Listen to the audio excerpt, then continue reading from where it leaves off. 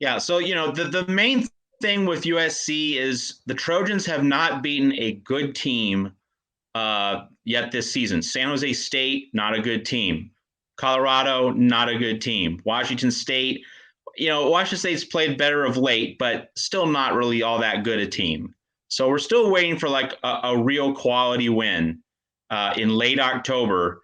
And so going to South Bend, it's not one of Notre Dame's very best teams, but Notre Dame still has just one loss. So let's see if after an off week, 2 weeks to prepare, 2 weeks to really get away from football, get away from the distractions of the season. Let's see if USC comes back mentally refreshed and can do something interesting. Now, I mean, it's possible. I wouldn't say it's probable, but maybe just a week off is what all these players and also these interim and lame duck coaches needed to really get to a point where they can all give it their best shot against a decent opponent. We'll see. I'm skeptical, but stranger things have happened. Notre Dame obviously is not putting people away authoritatively. So from that standpoint, the idea that Notre Dame's a lock maybe shouldn't be assumed just because the Irish have had so many problems at the quarterback position. So if USC's defense, especially Drake Jackson, can play their best game, that this game is attainable for USC. Not likely to be won, but it's certainly attainable.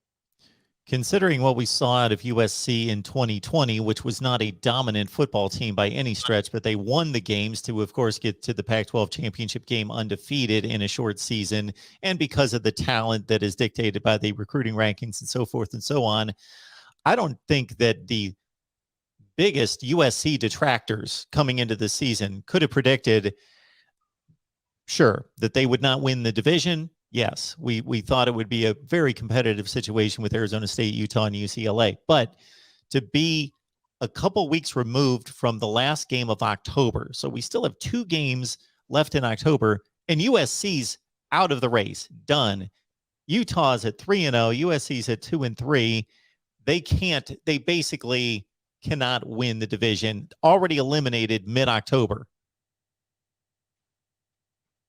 Absolutely true, and that kind of enhances this Notre Dame game. If you don't have the division or the conference in play, well, you can win your rivalry games, and that's really what USC has left this year. UCLA, of course, in a month, but right now Notre Dame, and so this could be like a springboard moment for these players. But Mark, as we have talked about in past weeks, it has been a real challenge for these players to find motivation, because they're waiting to see who the next head coach is. And we made the point that with Jackson Dart, who's going to be the starter for this team, almost certainly on opening day of 2022, with him at quarterback, these players play with, an eye on the future. They have a sense of hope. They have a sense of inspiration. But Keaton Slovis, and it's not all his fault, of course, he's in a very difficult situation given everything that's crashing down around him. Nevertheless, Keaton Slovis does not light the pilot light for his other 10 offensive players. Drake London, the obvious exception.